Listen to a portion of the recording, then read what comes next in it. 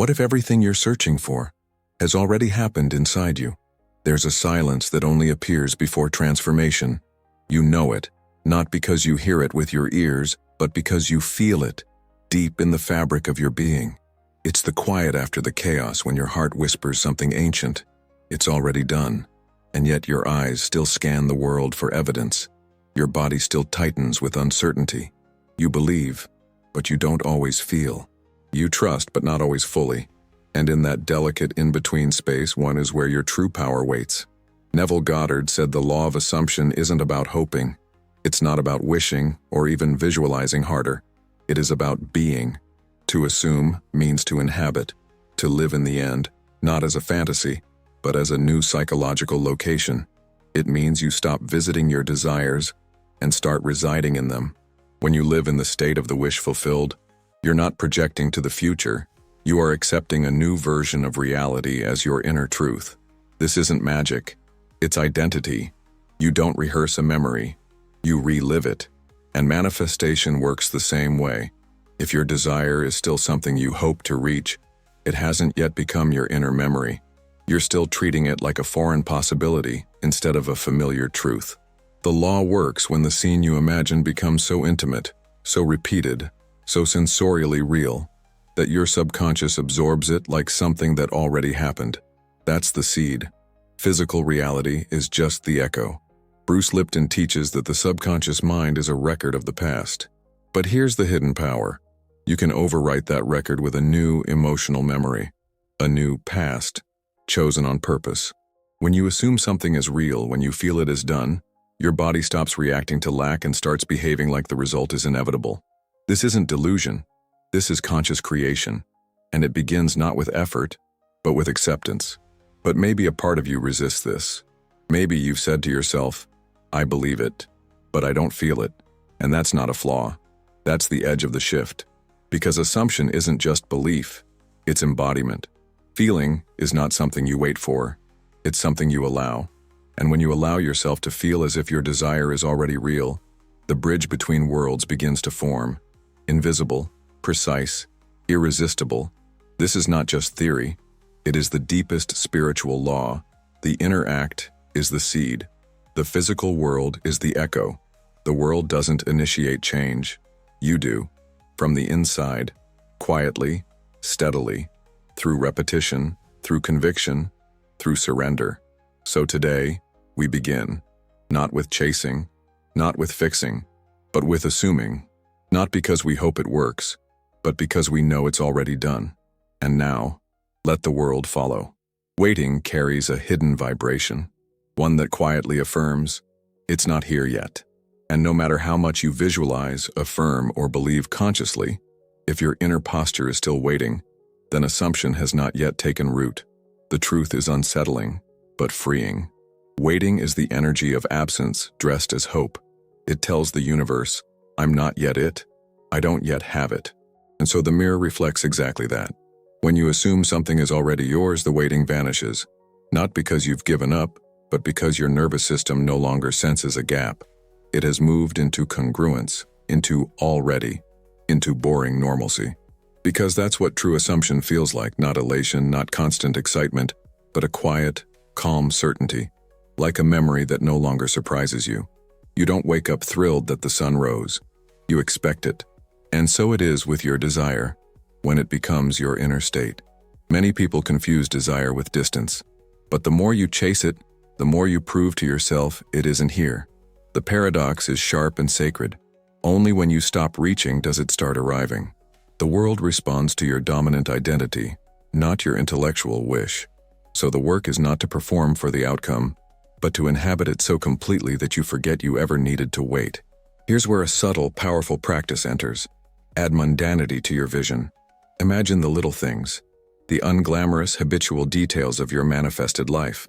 Not the climax, but the background. You're not winning the lottery. You're brushing your teeth in your dream home. You're checking your calendar as a six-figure entrepreneur. You're folding laundry with a peaceful heart beside your partner. These small details tell your subconscious, this is not a performance. This is who I am now. Assumption doesn't need to prove itself. It needs to be worn like your skin. Waiting collapses the field. Living in the end activates it. That's why the question isn't, when will it happen? But rather, what would I stop doing if I already had it? The real shift happens there, when your behavior begins to reflect presence instead of absence. Not because you're pretending, but because you've moved in. Beware of checking energy, the silent killer of faith. It begins with a glance, a moment of curiosity disguised as control. You open your app, look at your bank balance, scan your inbox, search your phone for that message you hope has arrived. And in that instant, the assumption crumbles, not because you meant to destroy it, but because you've shifted your power from being to measuring, from presence to proof. And the universe, as always, reflects your state, not your hope. This energy, checking, comparing, tracking, is the subtle frequency of doubt. It says, I don't fully believe it's real, so I need confirmation. But assumption requires no confirmation. It is the confirmation. When you know you are it, you don't look around for it. When you trust that the seed is planted, you don't dig into the soil every day to see if it's growing. You water it. You tend to it. You live as if the fruit is inevitable. Because it is. Modern neuroscience tells us something profound. Expectation without embodiment triggers an emotional crash. It's called a dopaminergic dip. When your body anticipates a result and it doesn't arrive in the expected timeline, the brain perceives it as a failure, and your emotional field collapses. Not because the desire isn't manifesting, but because you've tied your inner state to an external timeline. This is not manifestation. This is emotional gambling. Neville Goddard understood this with stunning clarity. He said, your job is not to figure out how the world will reflect your assumption. Your job is to dwell in the scene until the scene becomes your home. The assumption is your internal film. The outer world is merely the projector.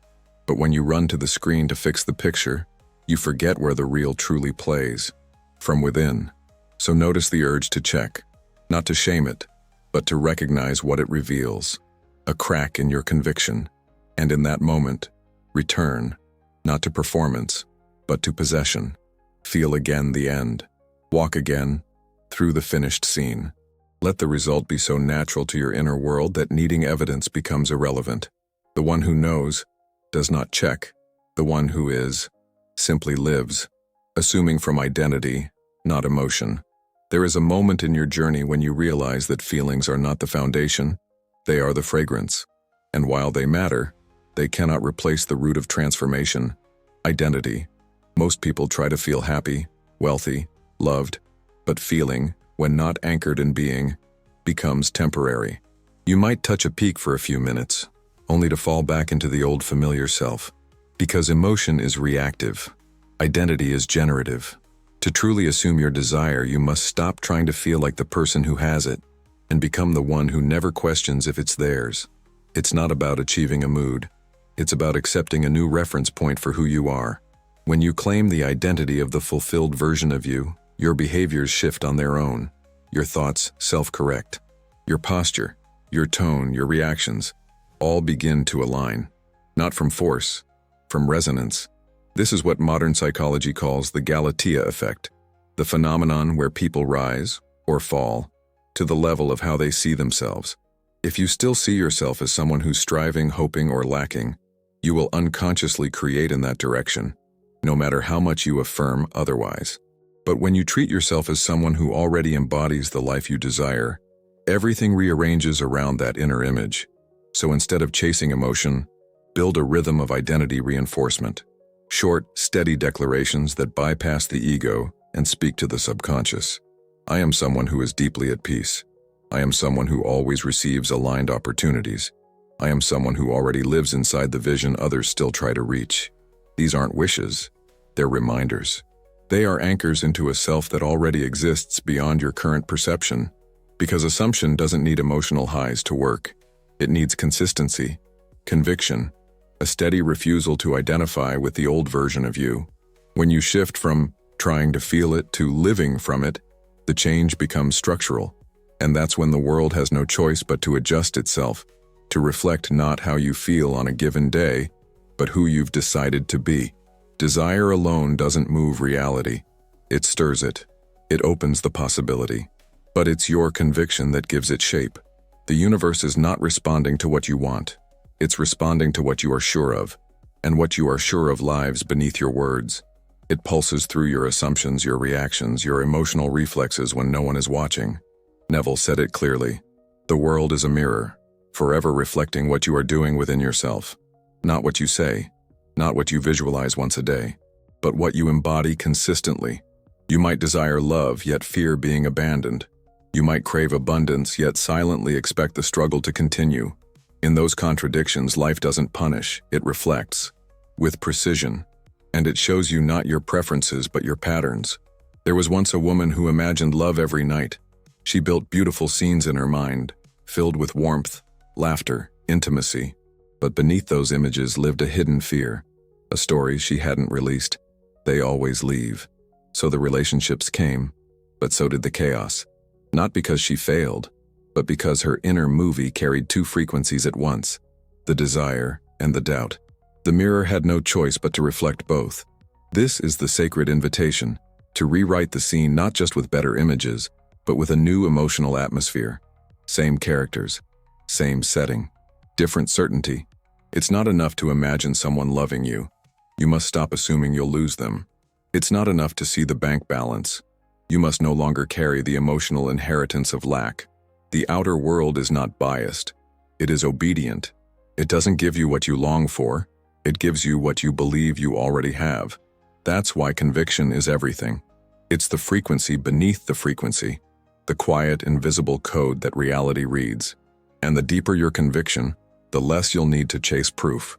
Because the mirror will be too clear, too specific, too exact to ignore. It always has been. Scarcity doesn't always shout. Often, it whispers in the language of reason.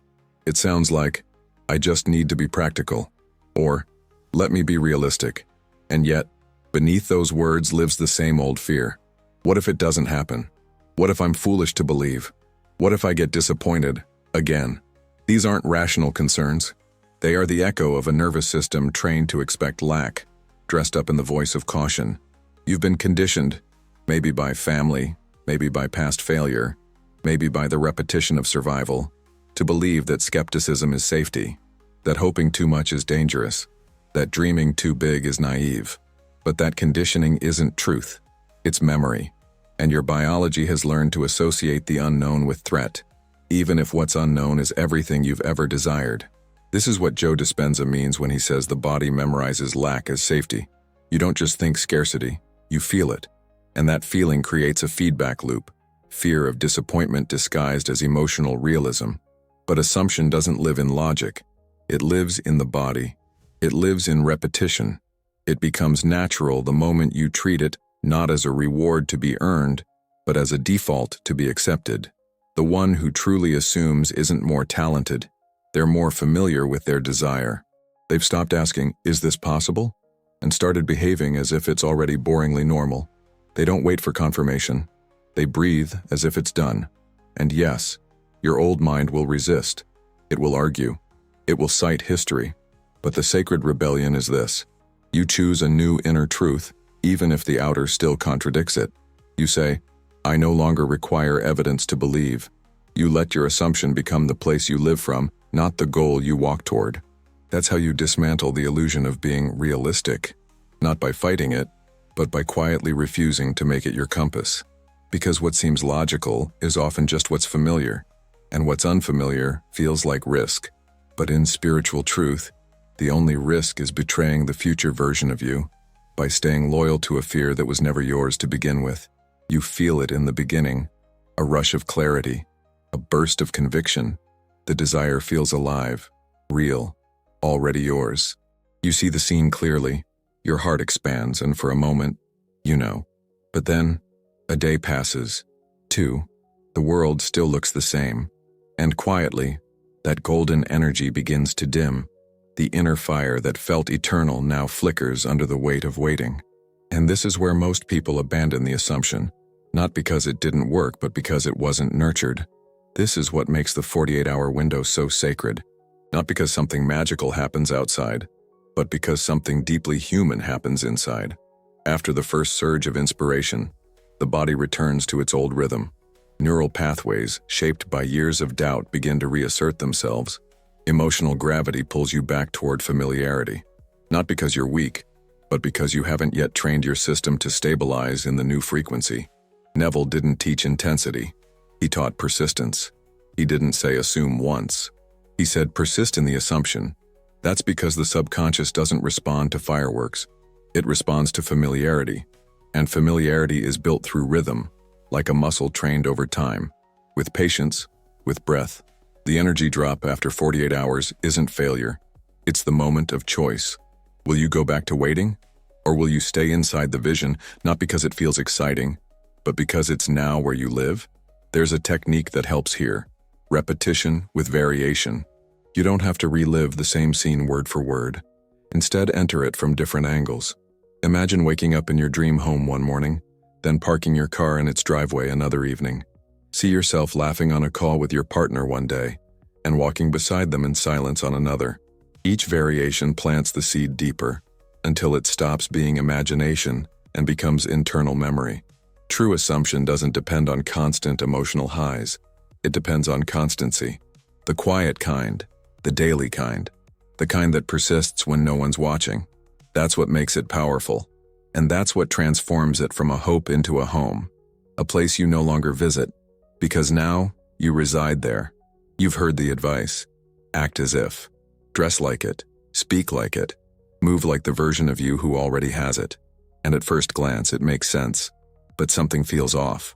You wear the clothes, but you still feel unworthy. You say the affirmations, but your voice carries hesitation.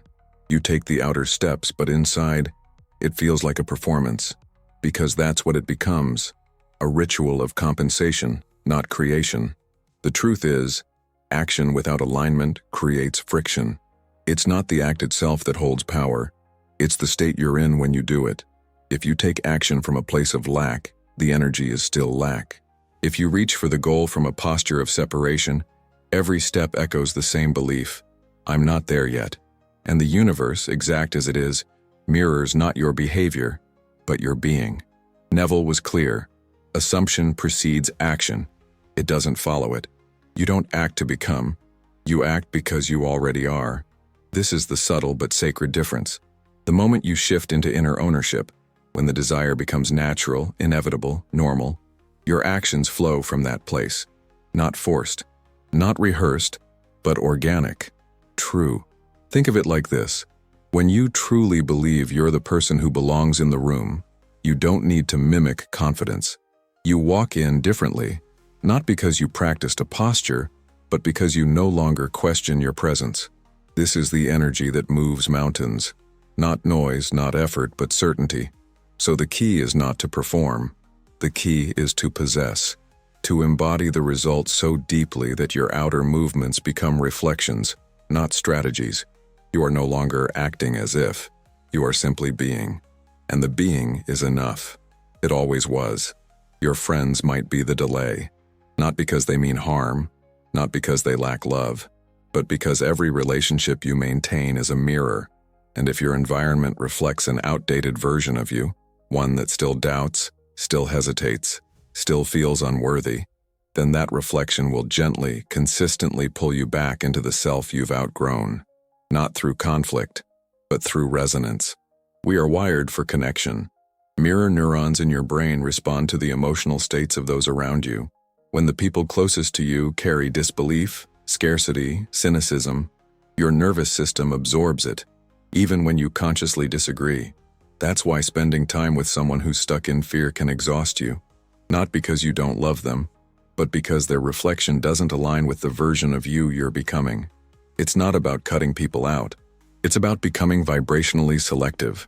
You start choosing moment by moment which voices you internalize, whose energy you allow to shape your self-perception, because assumption is delicate, and in its early stages, it needs nurturing, it needs alignment, it needs to be held by inner and outer environments that affirm its truth, even if silently. There is a powerful path through this. Create invisible mentorship, dialogue within. Build a relationship with your higher self, with the version of you who has already arrived. Let them speak louder than the world. Let their words replace the doubts you've inherited from others. You don't need permission to change, but you do need to protect the seed of your new identity until it's strong enough to grow on its own. And when it is, when your assumption becomes stable, embodied, unfazed, the reflections around you will change. Some people will rise to meet you, others will drift away, but the alignment will remain, not because you force the world to follow, but because you finally stopped following the world. You can close your eyes and see the image. You can feel the joy, the gratitude, the lightness. You can construct the perfect scene, the car keys in your hand, the contract signed, the loved one beside you. But even with all that, something still feels distant, as if you're watching a beautiful movie, but you're not fully inside it. This is where most give up, not because they lacked imagination, but because they mistook visualization for embodiment. Visualization is the spark, but embodiment is the fire. Until the scene becomes your inner memory, until it belongs to you emotionally, viscerally, bodily, your subconscious still places it in the future, still treats it as not yet real, and so the bridge never forms. Not because the scene isn't powerful, but because it was never possessed, only visited. Neville spoke of this with piercing clarity. Your assumption, though false if persisted in, will harden into fact. But persistence is not just repetition. It's intimacy. It's ownership.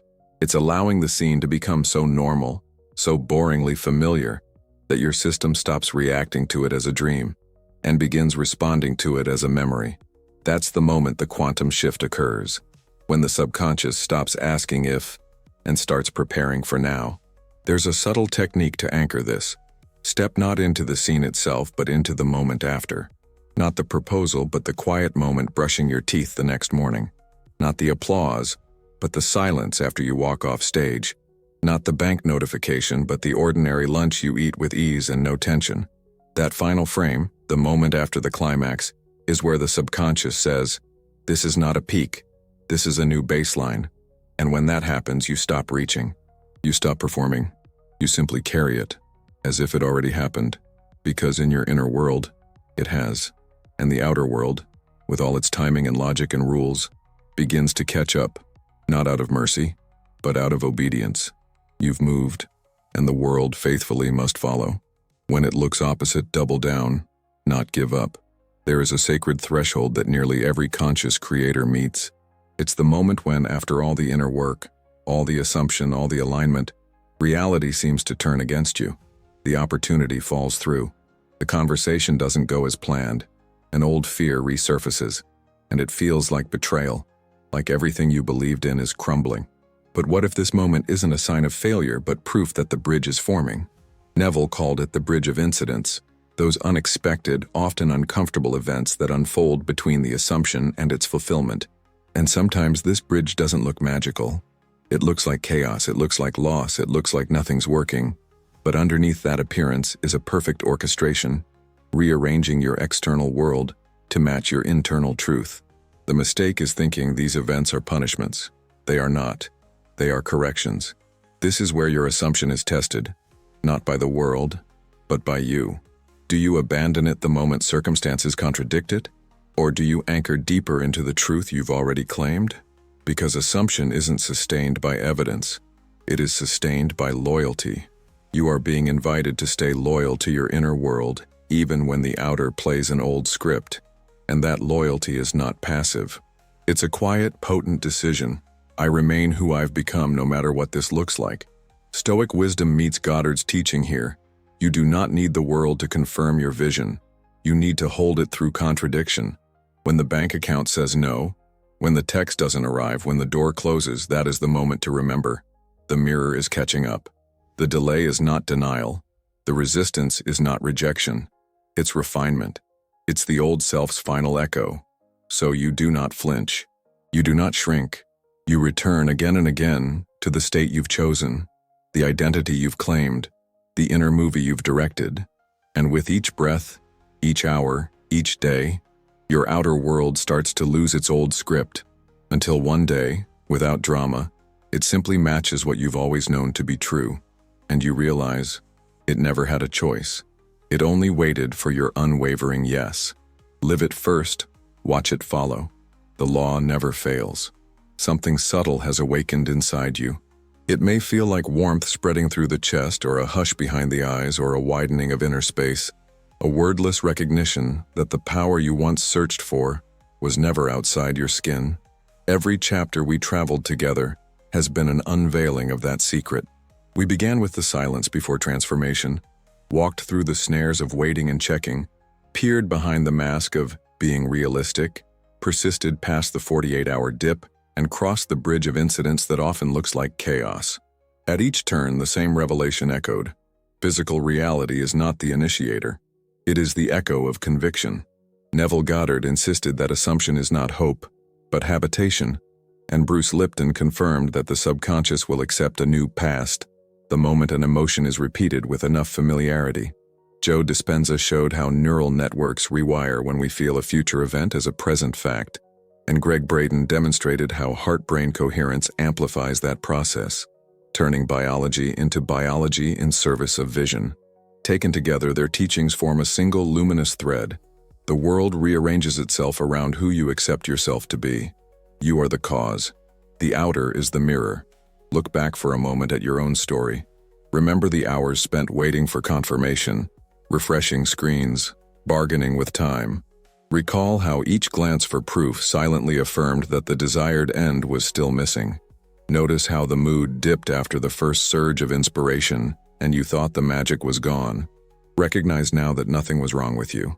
The nervous system was simply sliding back into the familiar because familiarity, even with lack, feels safe.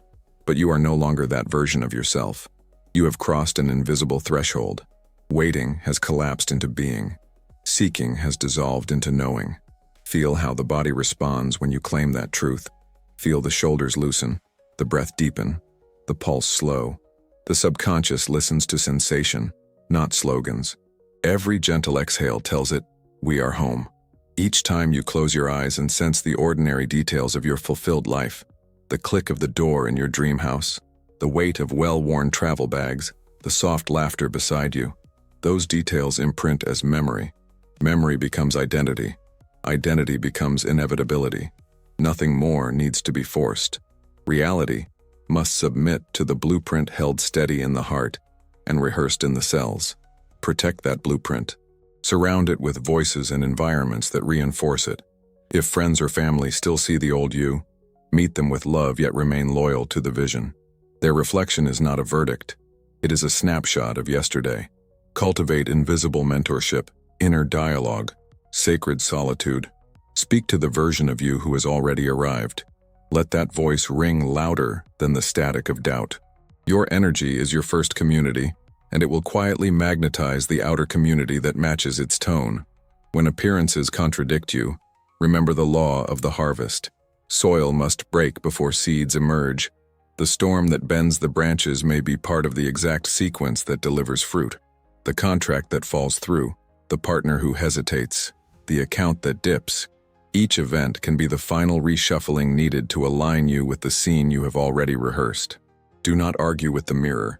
Adjust the gaze within. Stand unshaken, like the mountain that trusts the seasons. And so the invitation becomes simple, almost deceptively so. Live it first. Wake tomorrow as the fulfilled self. Brush your teeth in the frequency of completion.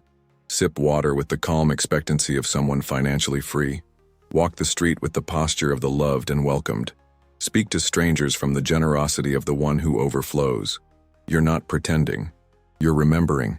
You are relocating consciousness, and the body follows consciousness the way a river follows gravity.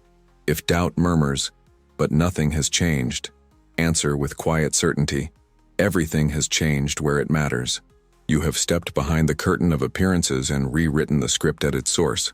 The projector has a slight delay, yes, but the film is already spliced. Frames of abundance, frames of intimacy, frames of radiant health are rolling through the reel. Soon the screen must show what the reel contains. It has no choice. Imagine your life as a grand cinematic production. You are writer, director, lead actor, and casting agent all at once. For years you auditioned for supporting roles: survivor, struggler, seeker. Today the audition ends. Today you award yourself the starring role you authored in secret. Close the audition hall. Lock the door. Walk onto the set of your day wearing the identity that once felt out of reach. Under the lights of ordinary moments, let this new character breathe and stretch until there is no character, only you. And when the credits someday roll on this chapter of your journey, you will see a single line under Special Effects, Assumption, performed faithfully by the soul. No one outside may grasp how quietly the miracle occurred, but you will know. You will remember the hush before transformation, the repetition that carved new neural stone, the bridge that looked like collapse but was actually construction. You will know that the law never failed, because you never abandoned it. Live it first, watch it follow, and in the gentle spaces between those two acts, feel the ancient truth settling into every cell. It is done. It is done. It is done.